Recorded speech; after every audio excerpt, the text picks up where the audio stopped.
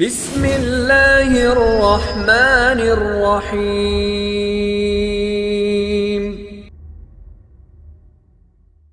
ایک سوال پوچھا گیا ہے کہ کس جانور کو قتل کرنے سے منع کیا گیا ہے؟ تو اس حوالے سے عرض ہے،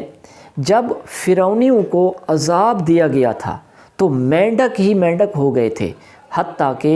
کھانے پینے اور بیٹھنے کی جگہوں پر بھی مینڈک آ جاتے تھے،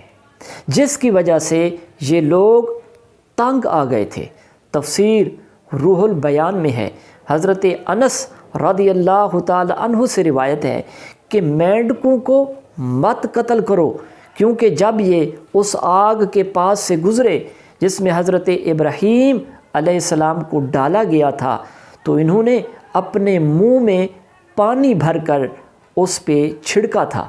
معجم الاوسط حدیث نمبر